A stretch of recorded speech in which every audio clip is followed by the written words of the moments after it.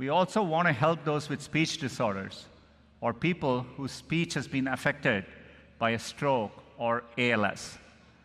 Researchers from Google AI are exploring the idea of personalized communication models that can better understand different types of speech, as well as how AI can help even those who cannot speak to communicate. We call this research Project Euphonia. Let's take a look. Google has very good general speech recognition, but if you do not sound as most of people, it will not understand you. No one's ever collected large data sets of people whose speech is hard for others to understand. People who have multiple sclerosis, for GF, who had stroke, who stutter. They're not used in training the speech recognition models. I mean, the game is to record things. What's the temperature today? And then have it recognize things that you say that aren't in the training set. Dmitry recorded 15,000 phrases. It wasn't obvious that this was going to work. He just sat there and he kept recording.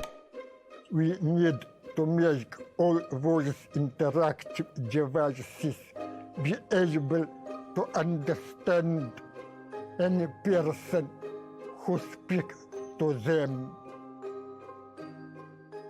You can see that it's possible to make a speech recognizer to work for Dmitry. It should be possible to make it work for many people, even people who can't speak because they've lost the ability to speak. The work that Shenxing has done on, voice utterances, from sounds alone, you can communicate.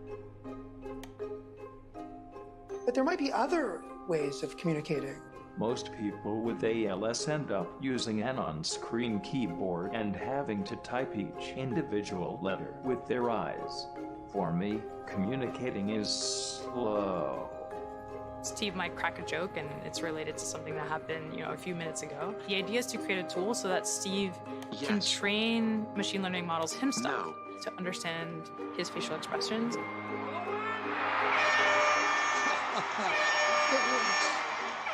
To be able to laugh, to be able to cheer, to be able to boo. Things that seem maybe superfluous, but actually are so core to being human.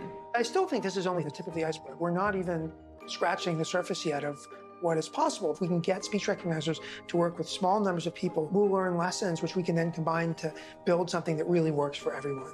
To understand and be understood, that's absolutely unbelievable.